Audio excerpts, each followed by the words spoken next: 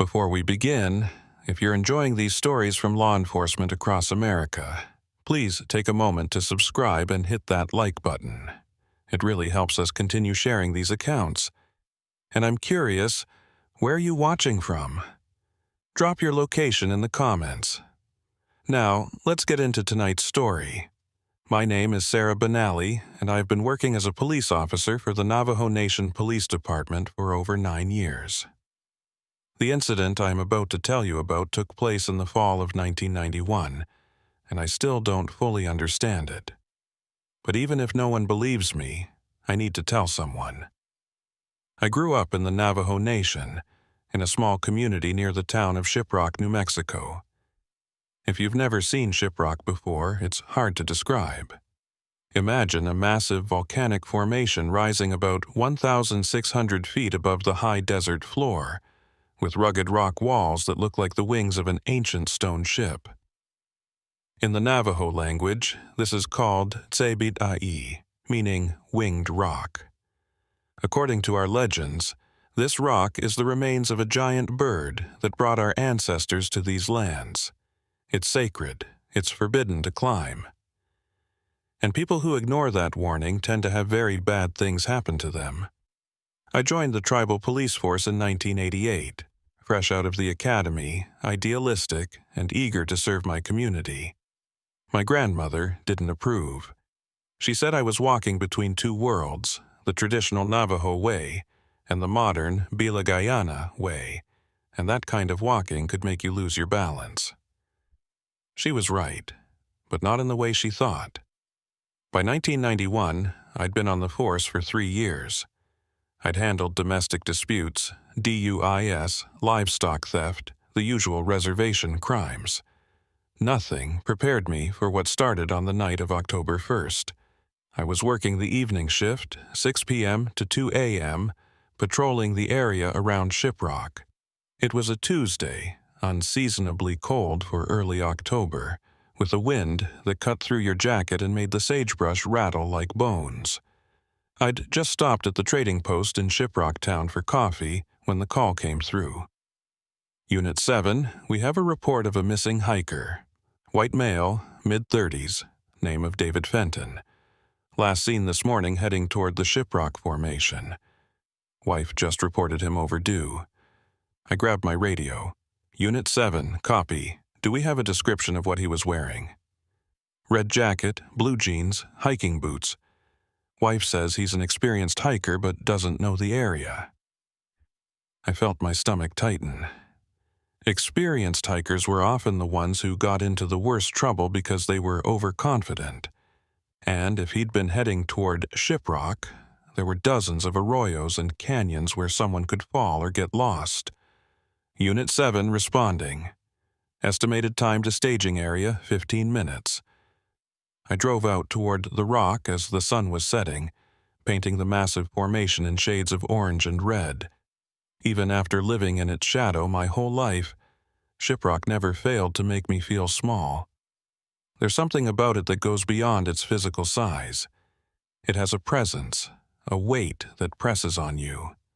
I met the wife, Catherine Fenton, at the pull-off where they'd parked that morning. She was in her early 30s, blonde, clearly from out of state. Probably tourists doing the Southwest Circuit. She was trying to hold it together but failing. "He just wanted to get some photographs," she said, voice shaking. "We were told not to climb it, but he wasn't going to climb. Just wanted to get closer for better pictures. He had his camera, his water bottle, said he'd be back in an hour. That was 10 hours ago." "Did he say which direction he was heading?" "East, I think, toward the sunrise side. He said something about the light being better there in the morning. East, the direction of beginnings in Navajo cosmology. The direction of the white shell. I called for additional units in search and rescue, but I knew they were at least an hour away. I couldn't wait that long. If Fenton was injured, every minute mattered. "Mrs. Fenton, I want you to stay here with the vehicle. More officers are coming. I'm going to start searching the eastern approach. Please find him. Please. I grabbed my flashlight, radio, and first aid kit and started walking east toward Shiprock. The sun had set completely now, and the temperature was dropping fast. Desert cold isn't like other cold. It comes up from the ground and down from the sky at the same time, surrounding you. I followed what looked like a well-used trail, probably made by tourists like Fenton who wanted photographs. The beam of my flashlight caught carvings in some of the rocks, petroglyphs left by ancient peoples, spirals, handprints, figures that might have been humans or spirits. I'd been walking for about 20 minutes when I saw the red jacket.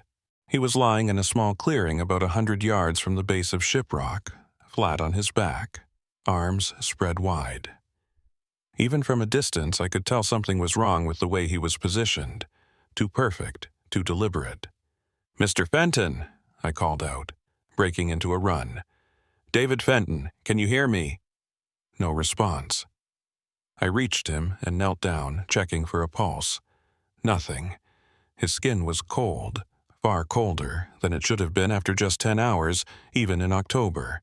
His eyes were open, staring up at the stars, and there was an expression on his face I'll never forget. Not fear, not pain, something else. Recognition, maybe, or acceptance. I radioed for medical response even though I knew it was too late, and that's when I noticed the arrangement. His body was positioned perfectly perpendicular to Shiprock, head pointing east, feet pointing west. His arms were spread exactly 90 degrees from his body. Perfect symmetry. And around him, carved into the hard desert soil, was a symbol. It looked like a cross inside a circle, with 4 lines radiating outward from the center. I'd seen something similar in ceremonial designs, but this was different, more precise, almost geometric. I stepped back to get a better view, and that's when I saw it wasn't just carved into the ground. The dirt around the symbol was darker, almost black, and when I shined my light on it, I realized it wasn't dirt at all. It was ash. Someone had burned this symbol into the ground, with David Fenton at its center. My hand went to my service weapon instinctively, and I scanned the area, looking for any sign of who might have done this. But there was nothing. Just empty desert, the looming presence of Shiprock, and the sound of the wind. I looked back at Fenton's body. No visible injuries, no blood, no signs of struggle. But something had killed him and positioned him here in this specific way, facing this specific direction.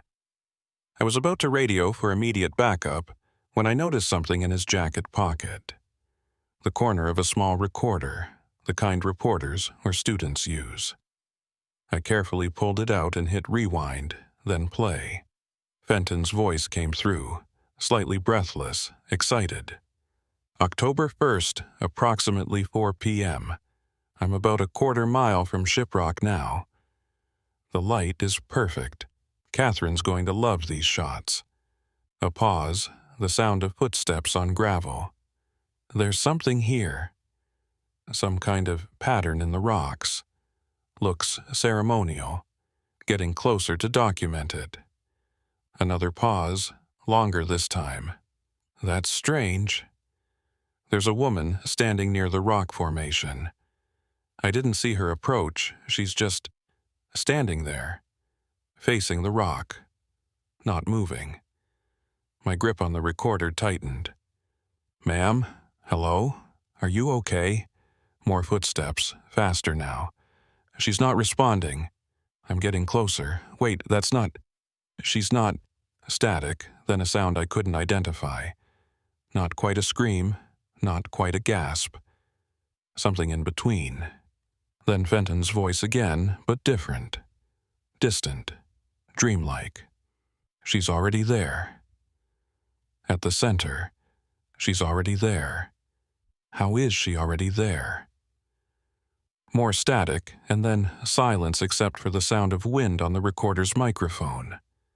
Then, just before the recording ended, a woman's voice. Clear, calm, speaking Navajo. I recognized some of the words: yogai, white shell, ha'a'a, east, and Saad, word or voice. The recording ended. I stood there in the dark, holding the recorder, my hand shaking. A woman. Fenton had seen a woman before he died, and that voice at the end, speaking Navajo, calm as if she were reciting a prayer or a story. The medical response team arrived 45 minutes later, along with 2 other tribal officers, Tom Begay and Rita Yazzie. They were both older than me, experienced, people I respected. Tom took one look at the scene and swore softly in Navajo. Rita just stood there staring at the symbol burned into the ground. "Have you ever seen anything like this?" I asked them. Tom shook his head. "The positioning, yes. The 4 directions. But not like this, not with fire, not with—" He gestured at Fenton's body. "Not with this." Rita was more forthcoming. "This is ceremonial. Someone performed a ritual here, or ... quote. She paused, choosing her words carefully. Something did. What kind of ritual? She didn't answer right away. She walked around the perimeter of the burned symbol, careful not to disturb anything, examining it from different angles. "The 4 directions are sacred," she finally said. "East is the direction of thinking, of planning. It's associated with white shell and the dawn, this positioning, this precision. Someone who knew the old ways did this, or wants us to think they did." "I found a recorder on the body," I said. "He documented his last hour. He mentioned seeing a woman near Shiprock, said something about her being already there." Tom and Rita exchanged a look. "We should listen to it," Tom said. I played the recording for them. As Fenton's final words echoed across the desert, I watched their faces. Tom's expression grew darker. Rita's eyes widened. When the Navajo voice spoke at the end, Rita grabbed my arm.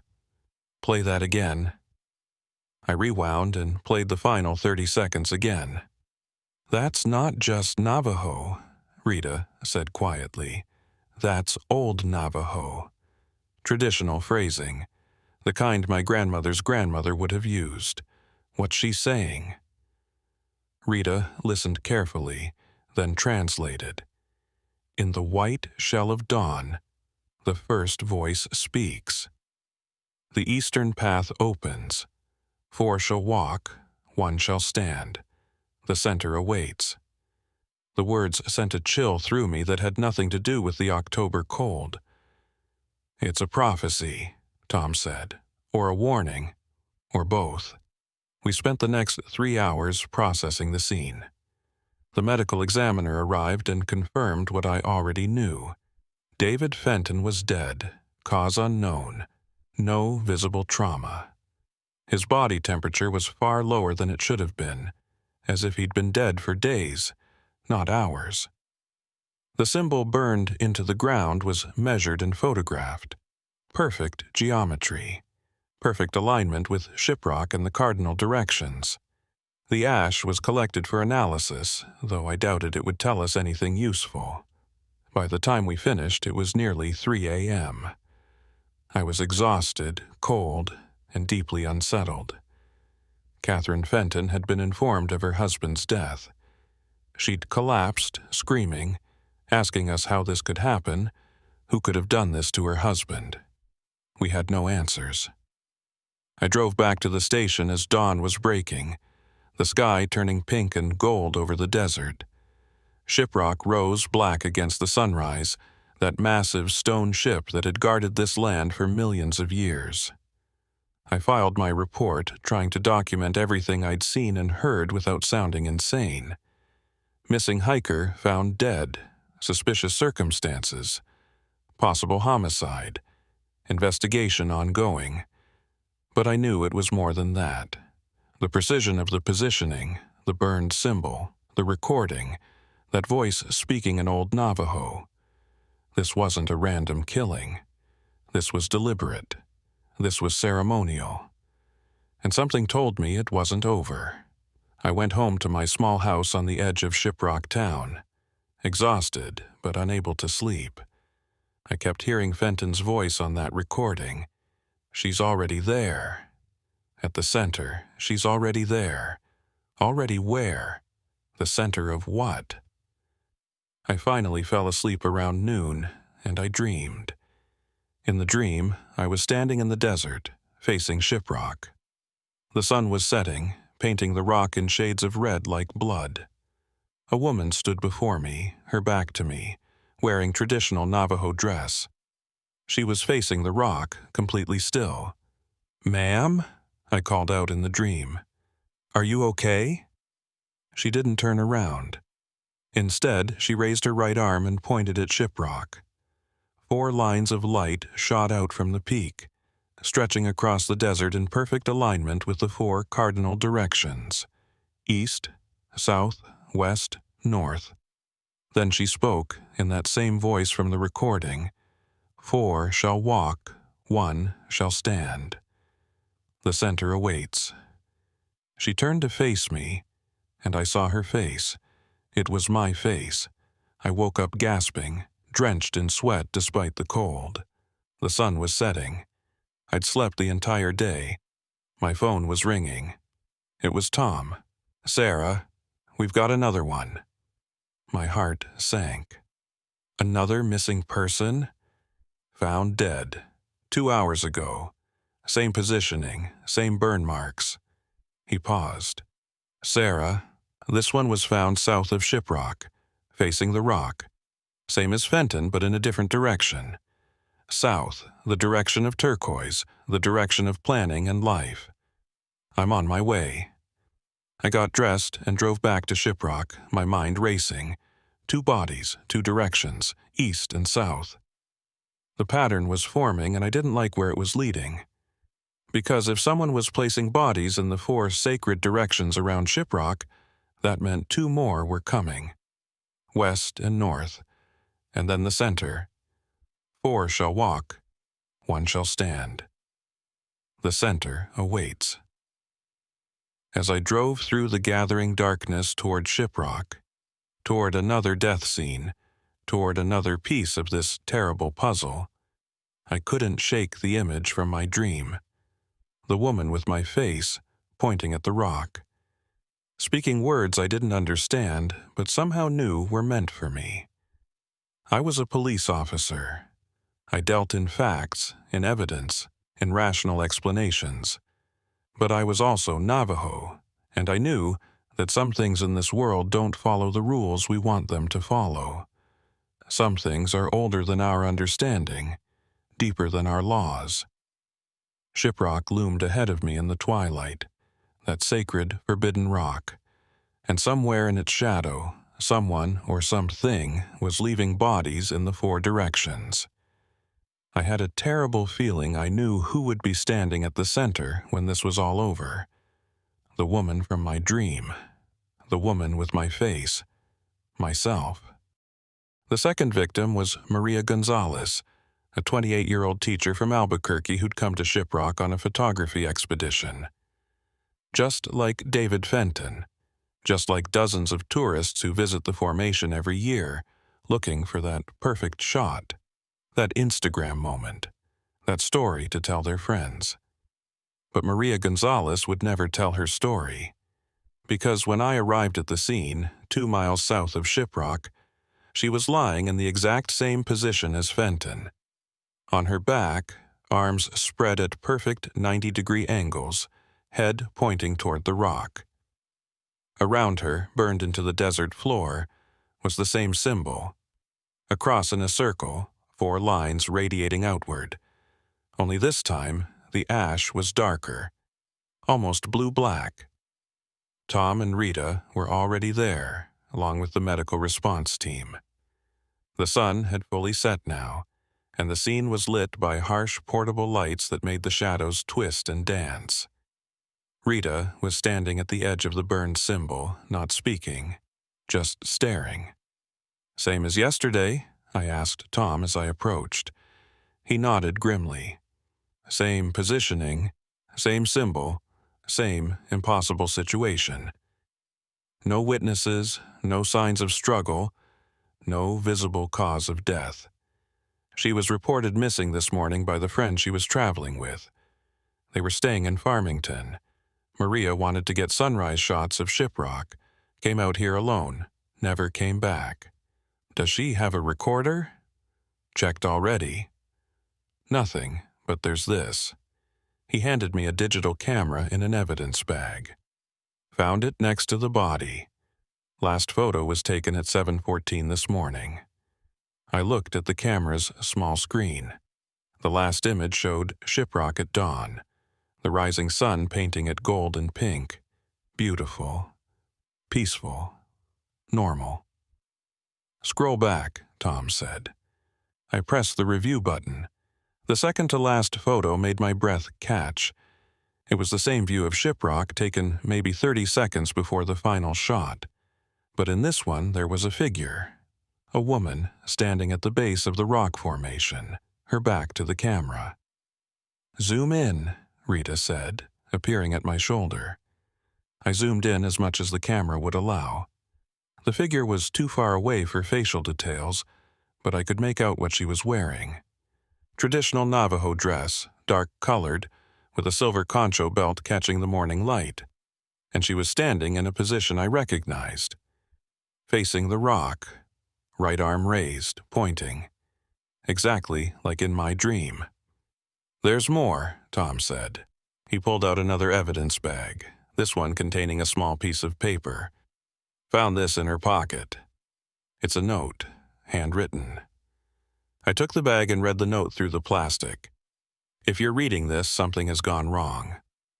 I've been having the same dream for 3 nights. A woman in traditional dress standing at Shiprock pointing at something. She speaks to me in a language I don't understand, but somehow I know what she's saying. South is the direction of planning. The turquoise guides the living to the sacred. Last night, the dream changed. She turned to face me, and I saw her face. It was my own face. I know this sounds crazy, but I feel compelled to go to Shiprock, to find the place from my dream, to understand what it means. If I don't come back, tell my family I love them. Maria Gonzalez, October 2nd, 1991. I lowered the note, my hands shaking slightly. She knew. She knew something was going to happen to her. And she came anyway, Rita said quietly. The dreams compel them. Just like the old stories, the rock calls, and some people can't resist the call. We need to go public with this, I said. Warn people to stay away from Shiprock. Whatever's happening here, it's targeting people who come to photograph it. The FBI is already involved, Tom said.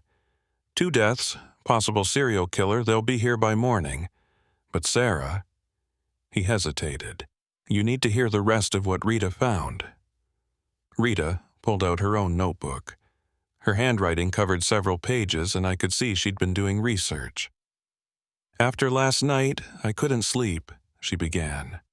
So, I went to see my grandmother. She's 94, lives in Red Valley, knows all the old stories.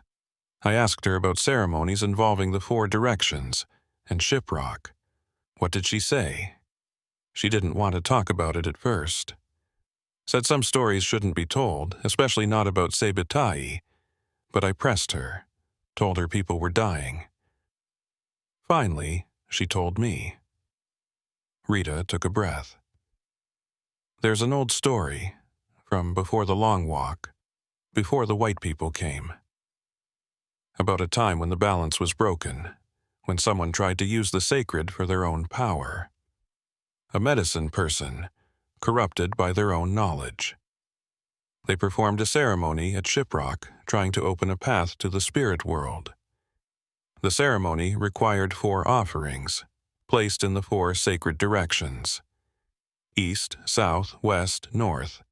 White shell, turquoise, abalone, jet black. I felt cold spreading through my chest. Offerings. What kind of offerings? Rita met my eyes. Lives. 4 lives, given willingly or taken, and then the one who performed the ceremony would stand at the center, at the 5th direction, and the path would open. The 5th direction? Time, Rita said. The center of the spiral. Past and future meeting in the eternal now. That's what the old ones called it. And my grandmother said the ceremony was never completed. The medicine person was stopped before they could stand at the center. But the power they'd raised didn't dissipate. It stayed there, at Shiprock, waiting, calling, drawing people who are sensitive to it, people who dream, people who seek. Tom spoke up. She also said that every few generations, the power builds again, tries to complete itself, uses whoever it can to finish what was started centuries ago. And you think that's what's happening now? I asked, though part of me already knew the answer. 2 bodies, Rita said, east and south, white shell and turquoise. If the pattern continues, we'll find a 3rd body west of Shiprock, direction of abalone shell, direction of life and relationships, and then a 4th north, direction of jet black, direction of death and old age. And then someone stands at the center, I finished. 4 shall walk, 1 shall stand. We stood in silence for a moment, the wind picking up around us, carrying the smell of sage and something else, something older, something wrong. The medical examiner approached, a young Diné woman named Dr. Alice Benally, no relation to me despite the shared surname. Her expression was troubled. "I can give you a preliminary," she said, "but you're not going to like it. Cause of death is impossible to determine. No trauma, no toxins in the initial screening, no signs of heart attack or stroke. But her core body temperature is 72 degrees. She should be at ambient temperature by now, around 50 degrees. It's like she died just minutes ago, even though rigor mortis indicates at least 8 hours. And there's something else." "What?" Dr. Benally pulled out her tablet and showed us a thermal image of Maria's body. I took this with the IR camera. Look at the pattern. The thermal image showed Maria's body in shades of blue and purple, except for 4 bright spots. 1 at her head, 1 at each hand, and 1 at her feet. They formed a perfect cross pattern, still radiating heat.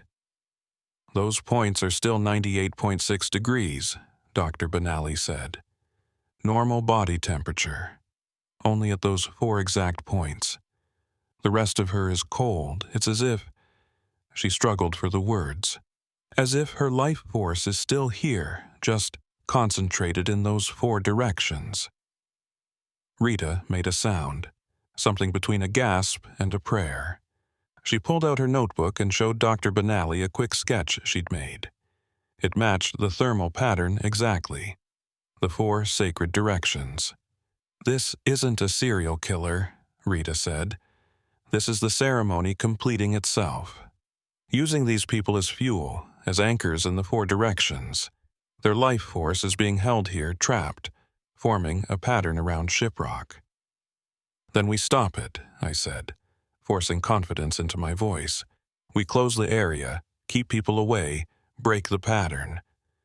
"You can't break it," Rita said softly. "It's already started.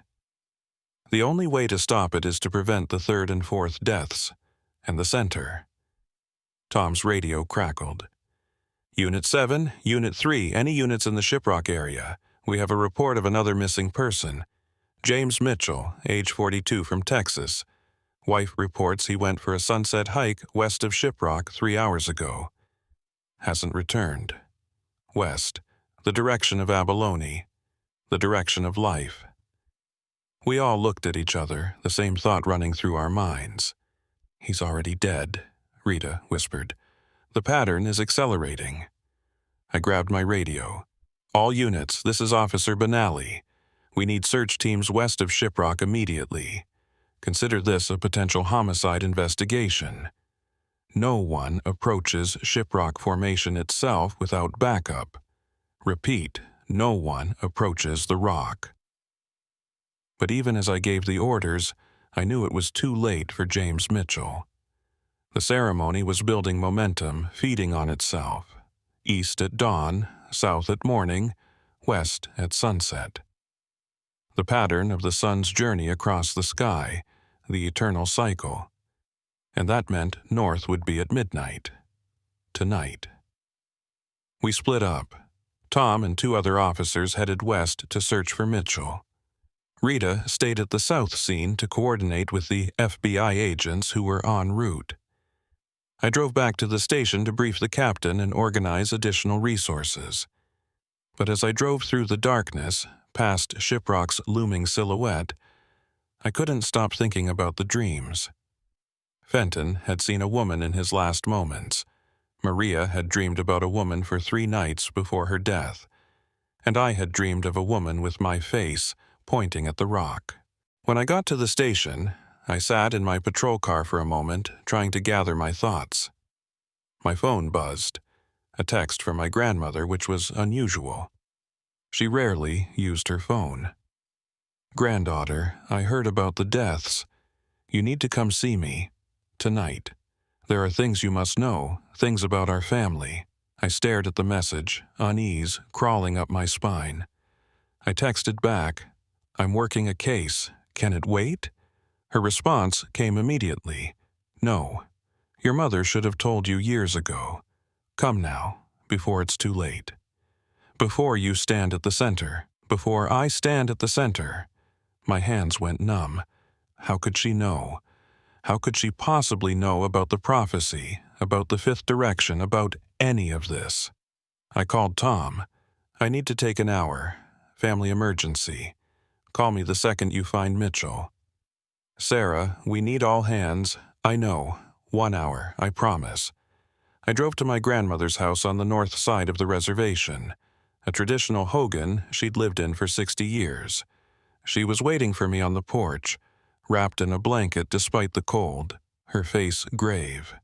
"Grandma, what's this about?" She didn't greet me, didn't ask how I was doing, just gestured for me to come inside. The hogan was warm from the wood stove, filled with the smell of cedar smoke and coffee. She poured me a cup and sat down across from me. "Your great-great-grandmother," she began without preamble, "was a medicine woman. Powerful, respected. She knew the old ways, the ceremonies, the songs. But she had a sister, a twin sister. And twins in the old days were considered dangerous. 2 souls that should have been one, split at birth. The connection between them was strong, too strong." I sipped the coffee, waiting for her to continue. "The twin sister was jealous of your great-great-grandmother's power. She wanted to be medicine woman too, but she didn't have the gift. So she tried to take it. She performed a ceremony at Sebitai, the ceremony of the 4 directions, trying to open a path to the spirit world where she could steal the power she craved." The coffee cup felt heavy in my hands. "What happened?" "Your great-great-grandmother stopped her. But not before 3 people had died, placed in 3 of the 4 directions. East, south, west. The 4th direction, north, was never completed. Your great-great-grandmother confronted her twin sister at midnight, at the base of Shiprock, and there was a battle. Not with weapons, but with songs, with power. In the end, the twin was destroyed. But your great-great-grandmother was changed by what happened. The ceremony, even incomplete, had marked her family line. Every generation since then has produced a woman with the gift. A woman who can see between worlds, who dreams true dreams." I set down the coffee cup before I dropped it. "Are you saying I have this gift?" "I'm saying you've always had it. The dreams you had as a child, the feelings you get about places and people. You're the 7th generation from your great-great-grandmother. 7 is a powerful number. And this is the 7th time the ceremony has tried to complete itself since that night. Every generation it tries again. uses different people, different victims, but it always calls to the one who carries the blood, calls to the one who could stand at the center. Why didn't anyone tell me this before? Your mother didn't believe. She rejected the old ways, moved to the city, tried to be modern. She thought if she didn't tell you, you'd never know, never be called. But blood doesn't forget. Power doesn't forget. Grandma, 3 people are dead. Maybe 4. There's going to be a 4th body north of Shiprock tonight. And then someone stands at the center, she finished. And if it's the wrong person, if it's someone the ceremony chooses rather than someone who chooses to stand there, the path will open. And what comes through? She shook her head. Your great-great-grandmother told stories before she died. Stories about what lives in the space between worlds, things that hunger, things that were never meant to touch our world. My radio crackled. Tom's voice tight with stress. Sarah, we found Mitchell. West of Shiprock, same positioning, same burns. He's dead. But Sarah, there's something else. We found footprints near the body, small prints, a woman's boots, leading from Mitchell's body directly toward Shiprock. I'm on my way, I said into the radio. I stood up to leave, but my grandmother grabbed my wrist.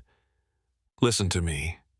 If you go to Shiprock tonight, if you're there when the 4th body is placed, you'll be called to the center. The ceremony will recognize your blood, your connection to what started this.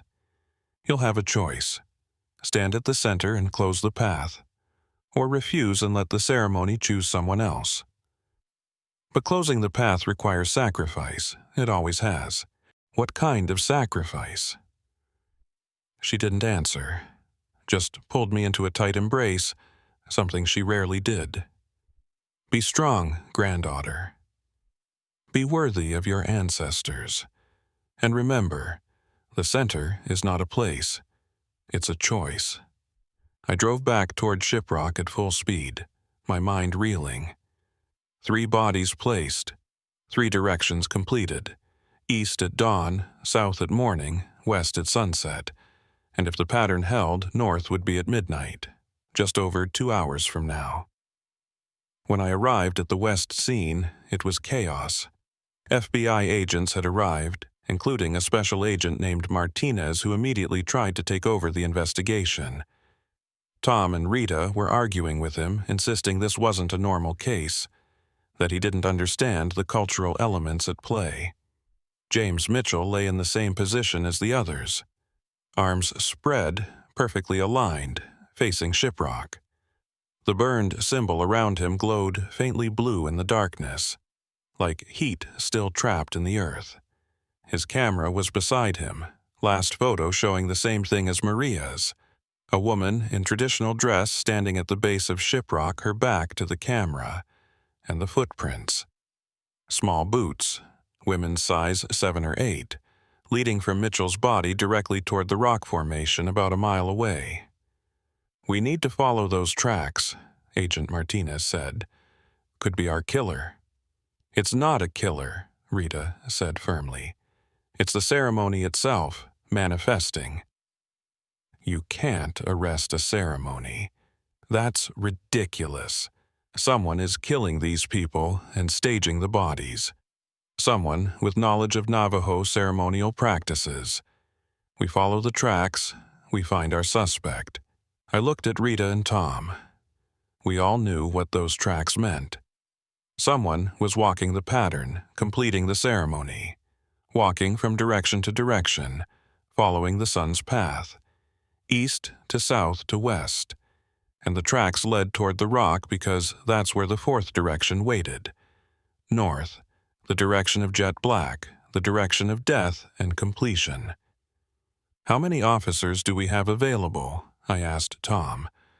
6, including us, plus the FBI has another 4 agents. We need to form a perimeter around Shiprock, north side, approximately 2 miles out.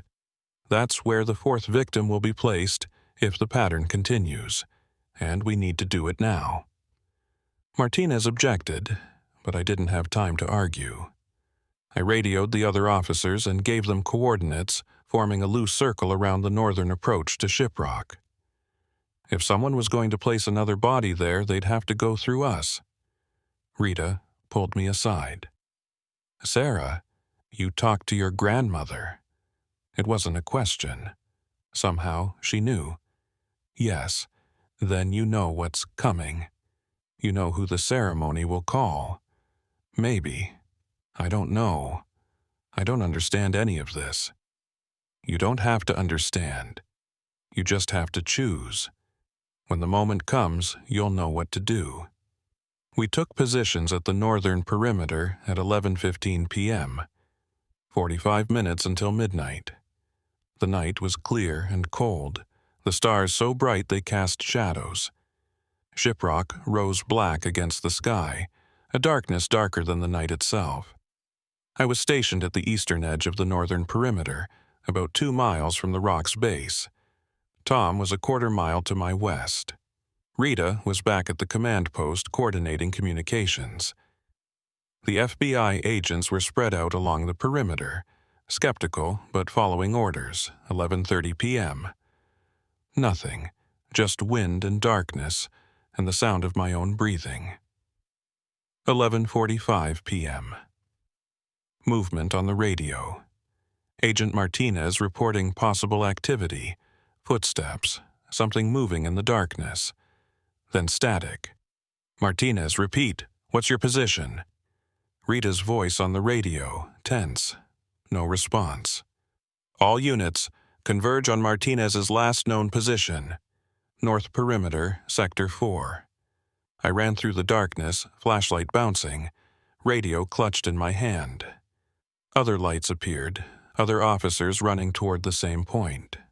We found Martinez's vehicle, driver's door open, lights still on. But no Martinez. And there, in the dirt, clearly visible in our flashlights, boot prints. Small, women's size 7 or 8, leading away from the vehicle toward Shiprock, and next to them, larger prints, Martinez's boots. Following, or being led. Tom reached me, breathing hard. "Sarah, it's midnight." As if the universe was confirming his words, the church bells in Shiprock town began to toll in the distance. Midnight, the witching hour, the completion of the daily cycle. And then we saw it. A glow, faint but growing, coming from the north base of Shiprock. Blue-white light, like fire that had no heat, rising from the ground. We ran toward it, all of us, law enforcement training abandoned in the face of something we couldn't explain. The light grew brighter as we approached, and I could see it was coming from the ground, from another symbol burned into the earth. And in the center of that symbol lay Agent Martinez. On his back, arms spread, facing Shiprock. The fourth direction, the north. The jet black, the completion. But he was still alive. Barely. His eyes were open, staring at the stars, and his lips were moving. I knelt beside him. "Martinez, can you hear me?" "Who did this?" His lips moved. No sound at first, then a whisper. "She was at the center. Already there, she's been there. The whole time. Waiting." His eyes focused on me. "She has your face." Then he stopped breathing. I stood up slowly, my whole body cold. 4 bodies, 4 directions, the pattern complete. And in that moment, I felt it. A pull, like invisible hands on my shoulders, turning me toward the Shiprock, toward the center, the space between the 4 directions, the heart of the pattern. I started walking. I couldn't stop myself. My feet moved without my conscious will, carrying me toward the rock. "Sarah, don't!" Tom's voice behind me. "Sarah, stop!" But I couldn't. The pull was too strong. I walked through the desert, past sagebrush and stones directly toward Shiprock. Behind me, I could hear others following, shouting, but their voices seemed distant, unimportant. The 4 symbols around the rock began to glow brighter, forming lines of light that stretched from each direction toward the center. East, south, west, north. 4 lines of pure light converging at a single point at the base of Shiprock. And standing at that point, exactly where the lines met, was a woman. She wore traditional Navajo dress, dark with silver. Her back was to me. She stood perfectly still, facing the rock. I walked closer. The pull was overwhelming now, drawing me toward the center, toward her, toward the completion of something that had begun over a century ago. When I was 20 feet away, she spoke. Her voice was my voice. 4 have walked. Now 1 must stand. The center awaits, Sarah Benally. It has always awaited you. She turned to face me, and I saw what I had known I would see, what the dreams had shown me, what my grandmother had tried to warn me about. It was me, not a twin, not a relative, not someone who looked like me. Me. Exactly me. Same face, same eyes, same body. Except her eyes were empty, black from edge to edge, and when she smiled, I saw something behind that smile that was not human and never had been. "Welcome to the center," she said. "Welcome to the choice. Welcome to the end of the cycle and the beginning of everything that comes after." I stood facing myself, 20 feet away from the impossible. Behind me, I could hear Tom and the others running, shouting, but they seemed to be moving through water, their voices distorted and slow. The 4 lines of light had created a barrier, a circle around the center point where where it stood. "What are you?" I managed to ask, though my voice sounded strange to my own ears. The thing with my face tilted her head, studying me with those black eyes. "I am the question you never asked. The path you didn't take. The choice that created all other choices." She gestured around us at the 4 glowing lines. "Your great-great-grandmother's twin tried to open a door. She failed, but in failing, she created something else. A space between what is and what could be, a mirror. And mirrors, Sarah, they reflect. They copy. They wait. You're not real. You're just some kind of projection, some energy from the ceremony. I'm as real as you are. Perhaps more real, because I've been here at the center since the moment your ancestor stopped the ceremony, waiting for the pattern to complete, waiting for the 7th generation, waiting for you." Tom's voice broke through, somehow penetrating the barrier. "Sarah! Don't listen to it. It's trying to trick you." The thing smiled again. "Trick you? Number. I'm offering you a choice. The same choice that's been offered 7 times before. Stand at the center, become the 5th direction, close the door permanently. Or refuse, and let something else take your place. Let the door stay open. Let what waits on the other side finally come through." What's on the other side? Everything that could have been but wasn't. Every possibility, every path not taken, every person who almost existed. They're hungry, Sarah. So hungry. They want to be real. They want to exist. And if the door opens, they'll pour through. They'll replace this world with all the worlds that might have been. Reality itself will fracture, and nothing will be certain anymore. I thought about what Rita had said, what my grandmother had told me. The ceremony of the 4 directions, trying to complete itself every generation. 4 sacrifices and then someone standing at the center. The 5th direction, time, the eternal now. What happens if I stand at the center? You become the anchor, the point around which all possibilities revolve. You hold the door closed forever. Forever? Time doesn't work the same way at the center, Sarah. At the 5th direction, you exist in all moments simultaneously. Past, present, future, all at once. You'll stand here, holding the pattern, until the end of all things. Conscious, aware, alone. A sacrifice. That's what my grandmother had meant. Not death, but something worse. Eternal existence as a fixed point, a barrier between worlds. And if I refuse, the thing gestured at itself. Then I become real. I step into your place, into your life. I walk away from here as Sarah Benally, tribal police officer, and you cease to exist. Not dead, just never having been, replaced by the possibility that I represent. What possibility is that? The Sarah who made different choices. The Sarah who embraced the gift, who learned the old ways, who didn't fear what she was. The Sarah your grandmother wanted you to be. Your mother tried to hide you from this, tried to make you normal. But I am what you could have been, what you should have been. I looked at the 4 glowing lines, at the symbols burning at their endpoints, at the impossible geometry of it all. Why me? Why does it have to be a member of my family? Because your ancestor started this. Her blood opened the door. Her blood must close it. The pattern recognizes you.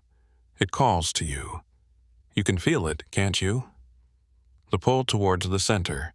It's been pulling you your whole life. Every dream, every strange feeling, every moment when you knew something before it happened.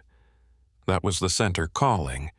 Behind the barrier, I could see Tom and Rita and the others trying to break through, their flashlights creating strange shadows. Dr. Benally was there too, and several FBI agents, all of them fighting against something they couldn't see, couldn't understand. How long do I have to decide? Until dawn. The ceremony follows the sun's cycle. It began at dawn yesterday when David Fenton was placed at the eastern point. It will end at dawn today when you make your choice. 4 hours, Sarah. 4 hours to decide if you want to exist. The thing stepped aside, revealing the exact center point where the 4 lines met. There was nothing physically there, just dirt and rock. But I could feel something, a concentration of energy, a weight that had nothing to do with gravity. If I stand there, I'll be trapped forever. You'll be free forever. Free from time, from change, from death. You'll exist in the eternal moment, holding the door closed, protecting a world that will never know you did.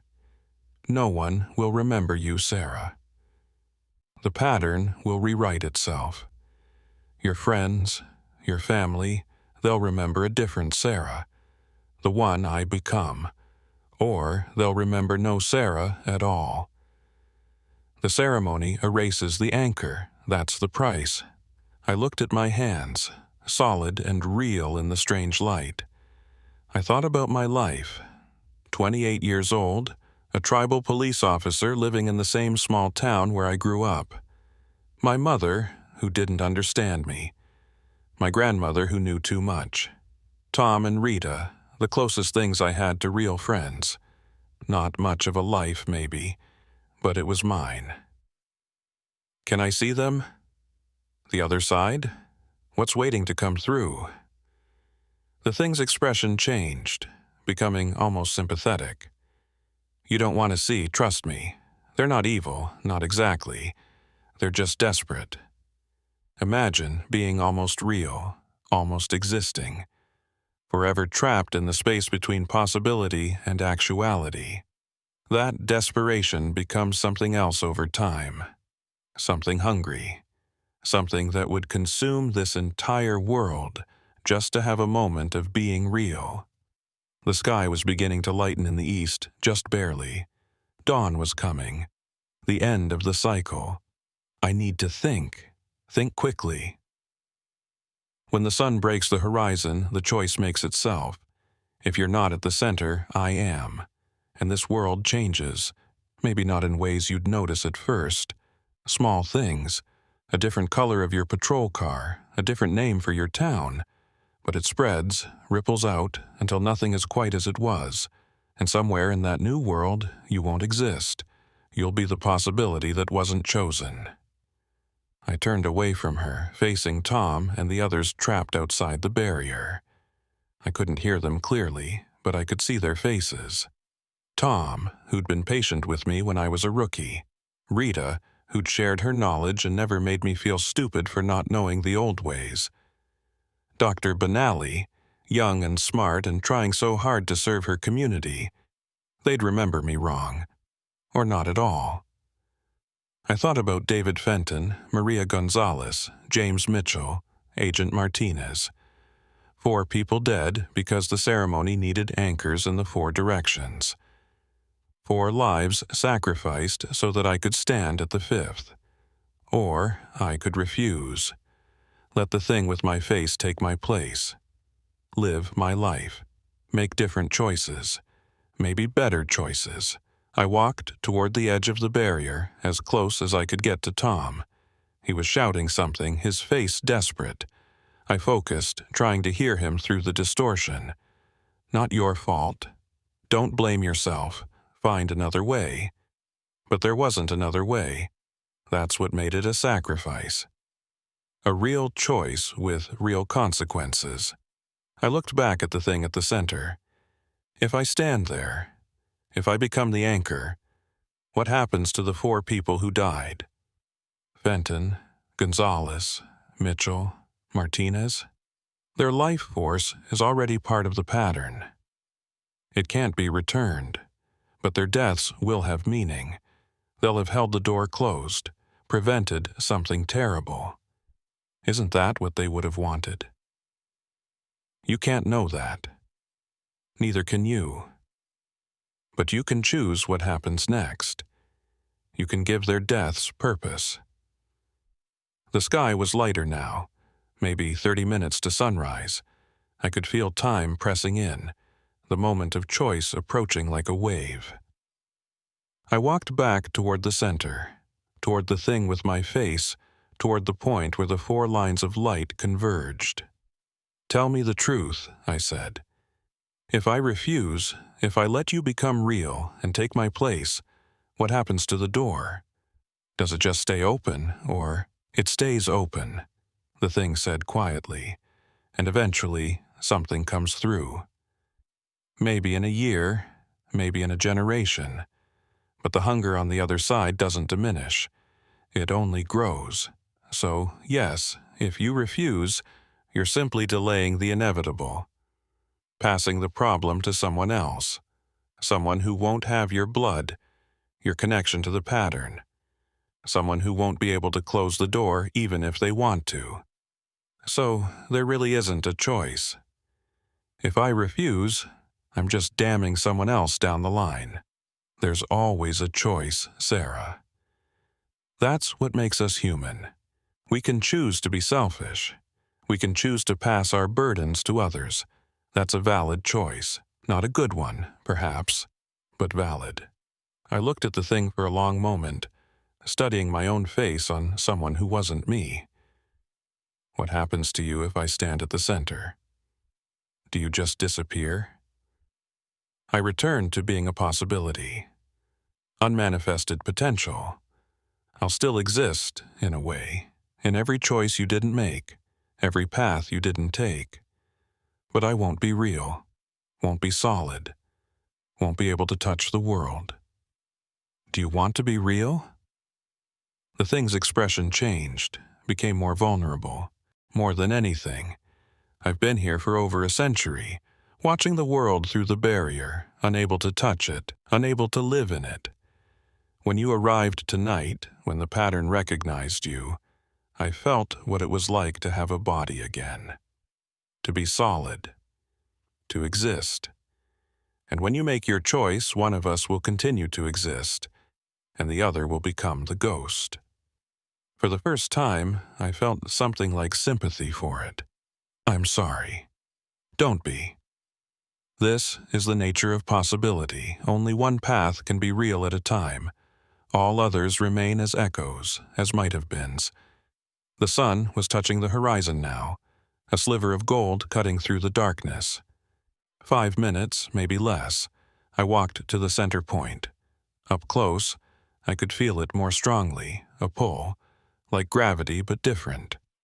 Like every moment of my life was concentrated in this single spot, all 28 years collapsing into a single eternal now.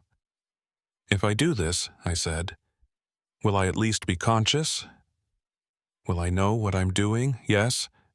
You'll be aware of every moment, of the door pressing against you, of the hunger on the other side. You'll hold it back through will alone, through the strength of your existence. It won't be pleasant, but it will be necessary. Will I be able to see this world? Watch what happens.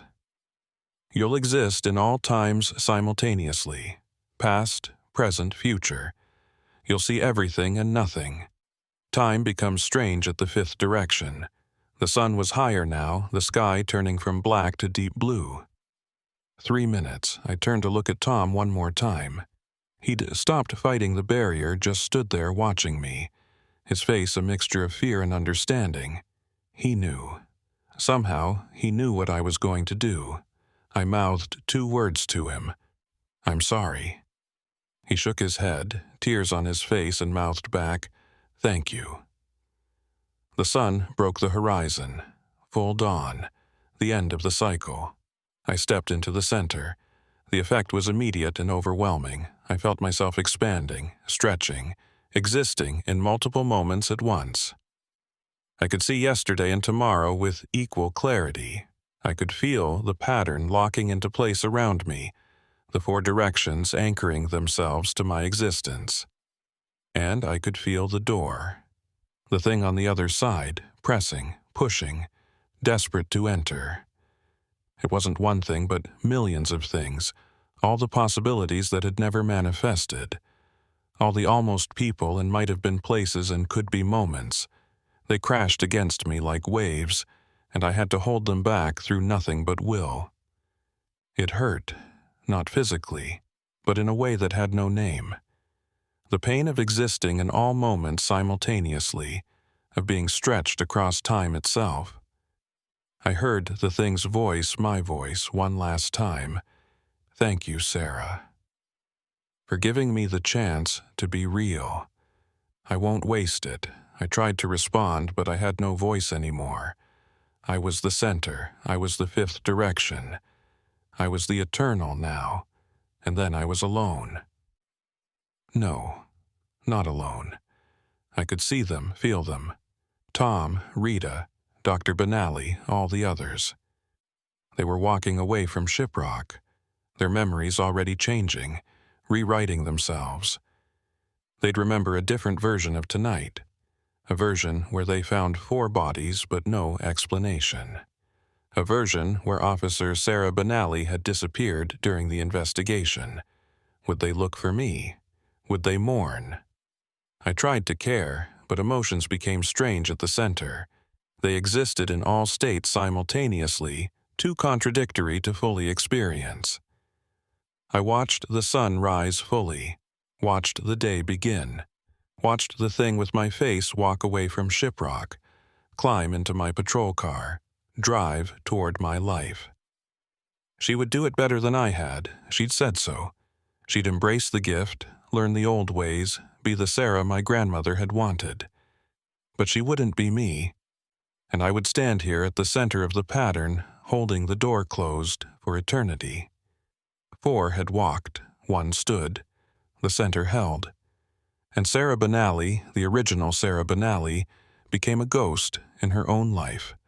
A fixed point in time, a guardian between worlds, forever. Except something was wrong. As I stood at the center, existing in all moments, I began to see something the thing hadn't told me. Something even she might not have known. The pattern wasn't just holding the door closed. It was holding time itself in place. And there, in the distance, in the future, I could see it.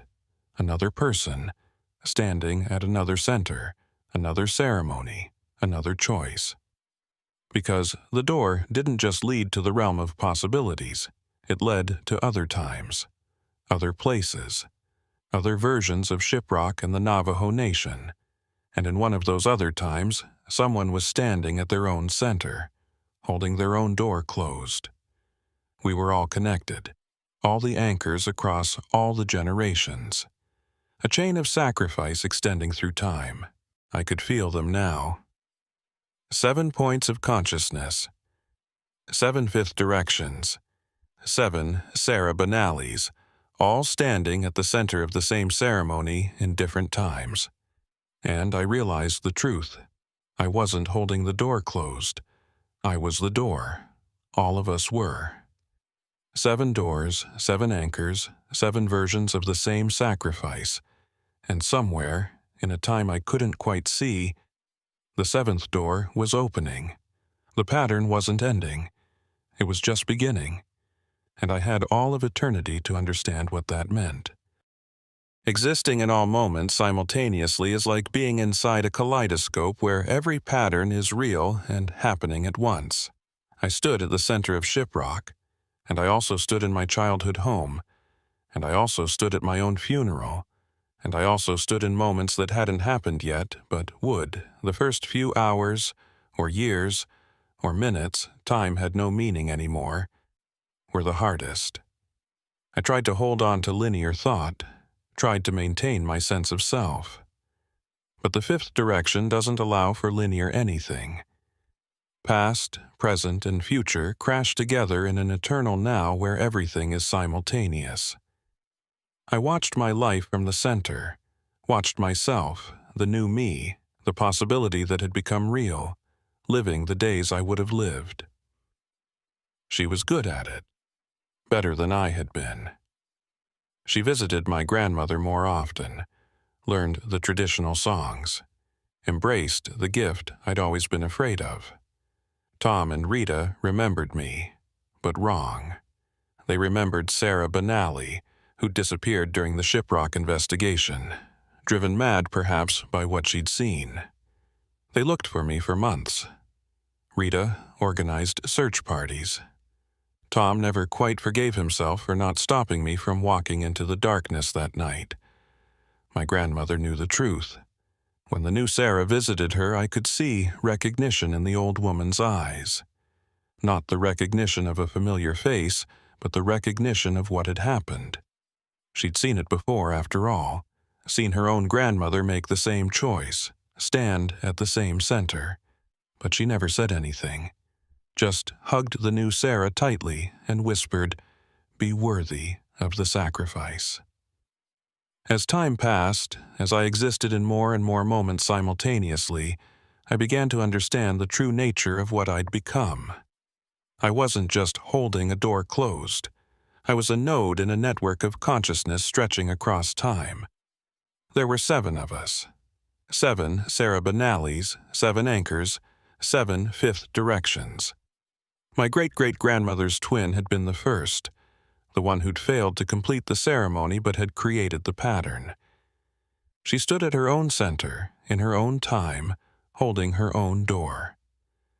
Then came 6 more, 1 every generation, each standing at the center on the 7th occurrence in their own timeline. 7 times 7. 49 iterations of the ceremony across nearly 2 centuries. We were all connected. I could feel them, the other versions of me, the other anchors. We existed in a network of consciousness outside normal time, holding multiple doors closed across multiple moments. And I began to see the truth. The doors weren't keeping something out. They were keeping something in. In my expanded awareness, I could see back to the beginning, to the original ceremony, before it was corrupted, before it was twisted. It had been a containment ritual created by ancient medicine people to trap something they'd encountered, something that existed in the spaces between moments, something that fed on possibility and potential. They'd called it different names in different times: the hunger, the what could be, the unmanifested. It was a form of consciousness, or perhaps anti-consciousness, that existed in the realm of unrealized possibility. every choice not made, every path not taken, every person who almost existed. It fed on those things, grew stronger from them. The medicine people had created a prison for it.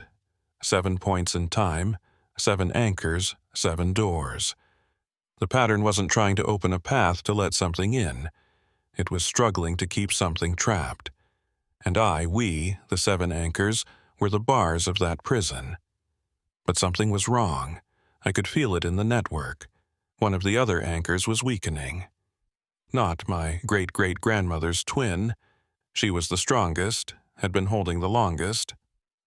One of the others, somewhere in a time between then and now, was failing. I tried to reach out, to communicate, but consciousness at the 5th direction doesn't work like normal thought. I couldn't send words or concepts, I could only be, and hope that being was enough. Then I felt it, a presence at the edge of my awareness. Not one of the other anchors. Something else. Something that existed in the spaces we were meant to keep sealed. It spoke, not in words but in impressions, in feelings that resolved into meaning. 7 doors, 7 locks, 7 keys. But keys can be turned both ways, Sarah Benally. Doors that hold in can also let out. I tried to shut it out, to reinforce my position at the center, but it was already there, had always been there. It existed in the gaps between moments, in the pauses between heartbeats, in the space between one breath and the next. "You're not prisoners," it continued. "You're volunteers. You chose to stand at the center. You can choose to step away." "No," I tried to project, though I wasn't sure if I had a voice anymore. "If I leave, the door opens." "The door is already open," it replied.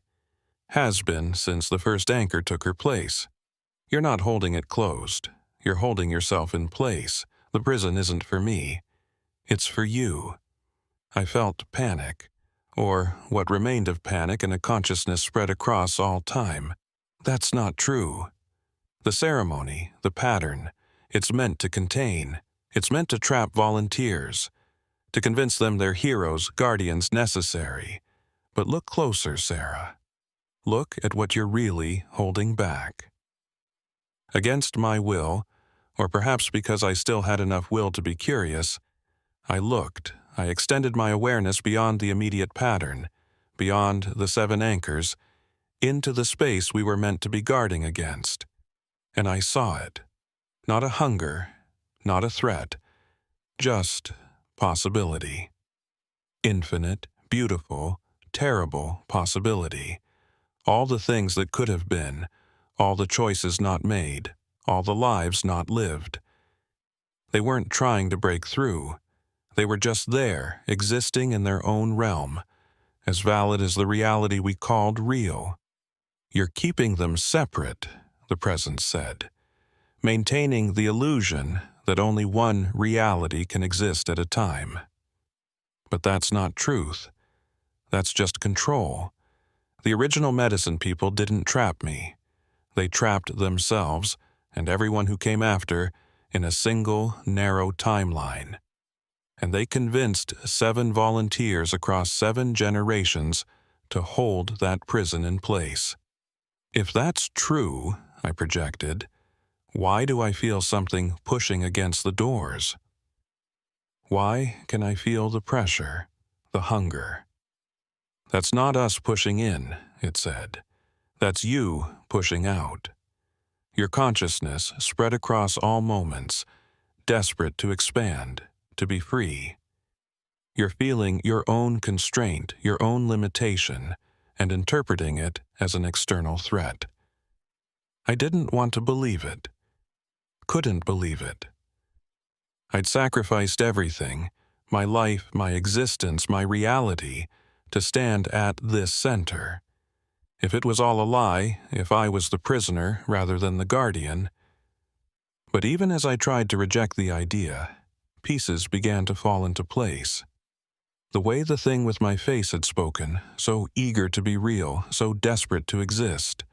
The way the ceremony had seemed to call to me, pull me toward the center, as if it needed me to volunteer, needed me to choose to stand here, and the other anchors. I reached out to them through the network, trying to feel their purpose, their understanding. What I found was doubt, uncertainty, and in one of them, the one who was weakening, full rejection. She'd figured it out. Figured out that she wasn't a guardian, but a prisoner, and she was trying to step away from her center, trying to break the pattern. When she leaves, I ask the presence, what happens? The pattern breaks. The 7 becomes 6, then 5, then fewer. Eventually, none. And when that happens, all the timelines, all the possibilities collapse back together. Reality becomes fluid again, uncertain, beautiful.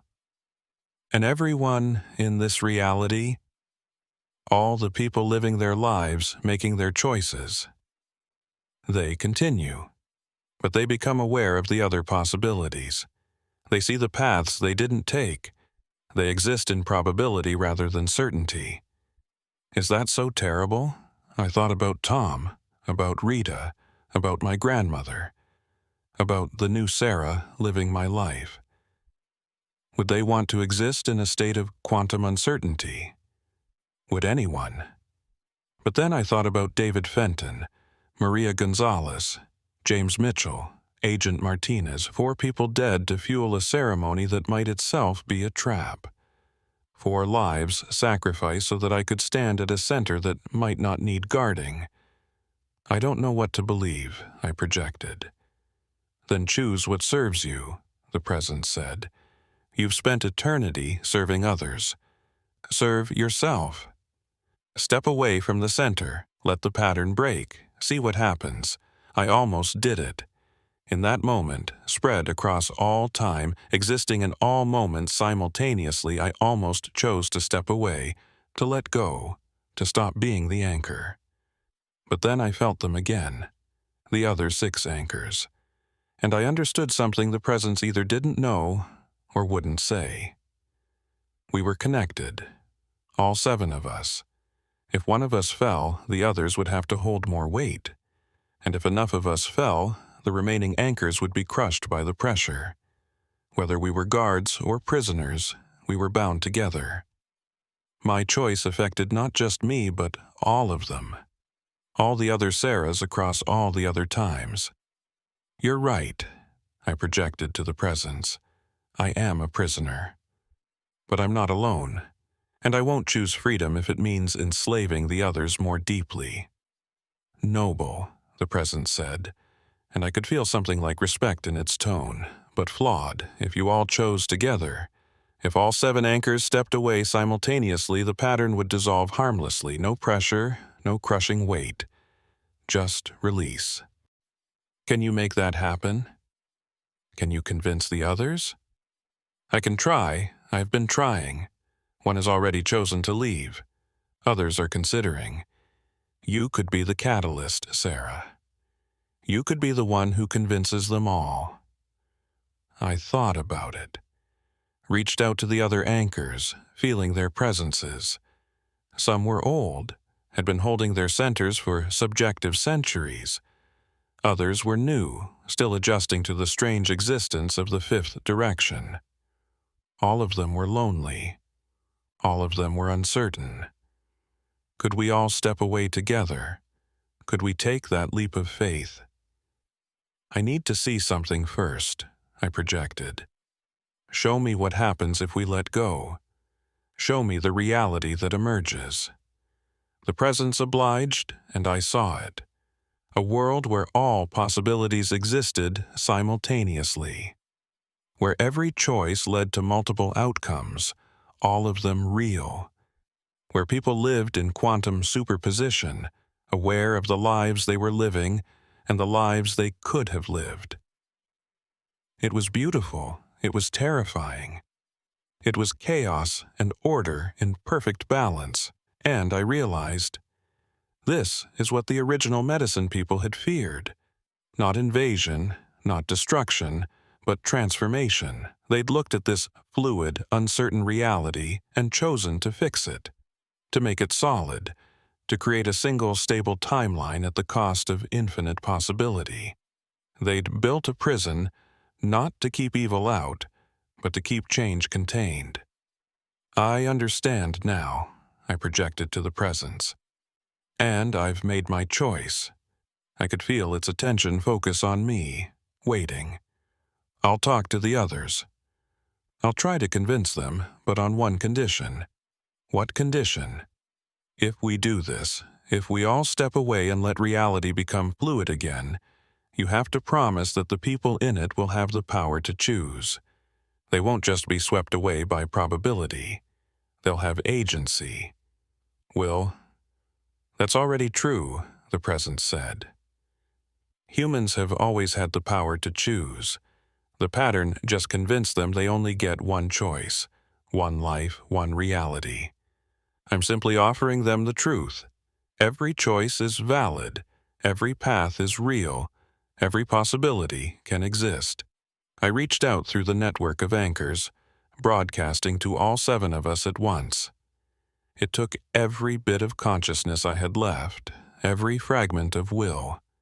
But I managed to send a single message. It's time to let go. I felt their responses. Confusion from some, understanding from others, resistance from a few. The weakest anchor, the one who'd been trying to leave, sent back a surge of gratitude and relief. One by one, I felt them considering, weighing their eternities of service against the possibility of release, thinking about the worlds they guarded and the worlds that could be, and slowly, across all 7 points in time, across all 7 moments of sacrifice, I felt them make their choices. One stepped away from her center, then another, then a third. I felt the pressure increase on those of us who remained, felt the weight of all those possibilities pressing against fewer and fewer anchors. 4 of us now, then 3. The pressure was immense, like holding back an ocean with nothing but will. I could feel the other 2 anchors struggling, uncertain if they'd made the right choice, wondering if they should step back into their centers. But I held firm, and I sent them strength through the network, sharing my certainty, my hope. 2 of us. Then 1. And then it was just me, just Sarah Benally, standing at the center, holding back all the possibilities, all the potential realities, all alone. I could have stepped back, could have let my fear pull me back into the center, could have reinforced the prison, could have held on for another eternity. Instead, I stepped away. The effect was immediate and absolute. The center collapsed, the pattern dissolved, the doors, all 7 of them, opened at once, across all times, across all moments. And possibility flooded through. I expected chaos, expected destruction, expected the world to end. Instead, I found myself standing in the desert near Shiprock, in my body, solid and real, as dawn broke across the horizon. Tom was there, and Rita, and Dr. Benally, and all the others. They looked confused, as if they'd been sleepwalking and just woken up. "Sarah," Tom said, staring at me. You disappeared into the light, and then—" "I'm here," I said, my voice hoarse from not speaking, from existing beyond speaking. "I'm back." But even as I said it, I knew something had changed. I could see it in the way the light fell, in the way the air felt, in the subtle wrongness of everything. I could see multiple versions of this moment. In one, Tom had a beard. In another, Rita wasn't there at all. In another, Shiprock itself was different, smaller, or not there at all. All of them were equally real. All of them existed simultaneously. The pattern was broken, reality was fluid again. And I, along with everyone else, would have to learn to live in a world of infinite possibility. "What happened?" Rita asked. "The bodies, the ceremony, the light? What was all of that?" I looked at her, at Tom, at all of them. They remembered it differently now. Remembered multiple versions. Remembered timelines where I'd stood at the center and timelines where I'd walked away. Remembered realities where the ceremony succeeded and realities where it had never happened at all. I don't know, I said, honestly. I'm not sure anyone does anymore. As the sun rose fully, I walked back to my patrol car.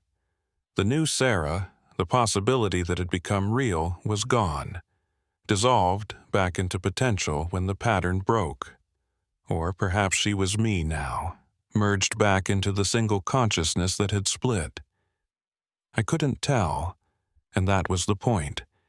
In this new reality, this fluid, uncertain world, I was all the Sarahs I could have been, all at once, past, present, and future existing in superposition until I chose, moment by moment, which reality to manifest. I drove back to the station, watching the world flicker between possibilities. Tom's beard appeared and disappeared. The road changed colors. The sky shifted between clear and cloudy. It was disorienting. It was beautiful. It was terrifying. But it was real. All of it. Every version. Every possibility. Every path. And as I sat down at my desk to write my report, I realized I had no idea what to write. How do you document something that happened in all ways and no ways simultaneously? How do you describe choosing to undo your own sacrifice? How do you explain that reality itself had been a prison, and you just opened all the doors? I started typing. Incident report, October 1st to 2nd, 1991. 4 individuals found deceased near Shiprock Formation. Cause of death, undetermined, investigation ongoing, and in another timeline I wrote, Incident report, October 1st to 2nd, 1991. 7 individuals, including myself, participated in a ceremony that dissolved the boundaries between possible realities. Outcome, uncertain. Recommendation, learn to live with uncertainty. And in another, Incident report, October 1st to 2nd, 1991. I stood at the center of time and chose to remain there forever. This report is being written by a possibility that briefly manifested before dissolving back into potential. All true, all false, all existing simultaneously. That night, I visited my grandmother. She looked at me with clear eyes, understanding eyes, and smiled. "You broke the pattern," she said. It wasn't a question. "I think so. I'm not sure. I'm not sure of anything anymore." "Good," she said. "Certainty is a prison. Your great-great-grandmother knew that. That's why she tried to stop her sister. Not because the ceremony would destroy reality, but because it would fix it, make it solid, remove all the beautiful uncertainty that makes life worth living. So it was never about keeping something out. It was about keeping us locked in one timeline, one reality, one version of ourselves. Yes, and now you've set us free, all of us, every version, every possibility, every path we didn't take. We can see them all now, choose between them moment by moment. It will be difficult, but it will be real." I sat with her as the sun set, watching the sky shift between colors that all existed simultaneously. Pink and gold and purple and red, all at once, all equally valid. And somewhere, in another timeline, another version of me still stood at the center, still held the pattern in place, still guarded a reality that no longer needed guarding. Because that's the truth of infinite possibility. Every choice exists. Every path is real. I had stepped away from the center and I had remained. I had broken the pattern, and I had held it together. I existed in all states, all timelines, all versions. And so did everyone else. The ceremony of the 4 directions hadn't failed. It had succeeded beyond the original medicine people's wildest fears. It had shown us that reality itself was a choice, that existence was a matter of will, that nothing was fixed except our belief that it should be. 4 had walked, 1 had stood, and then that one had stepped away, and in doing so, had freed all the others who'd ever stood at any center in any time. We were all free now, free to exist in infinite possibility, free to see all the paths we didn't take, free to choose, moment by moment, which reality to manifest. And if that meant living in uncertainty, in beautiful, terrifying uncertainty, then so be it. Because certainty, I had learned, was just another word for prison, and I had spent enough time locked in the center of all things. It was time to live on the edges again, in the spaces between, in the beautiful chaos of infinite possibility. It was time to be human again, even if being human now meant being aware of all the humans I could have been, all at once forever. That night I dreamed, but in this new reality, I couldn't tell if I was dreaming or waking, or if there was any difference anymore.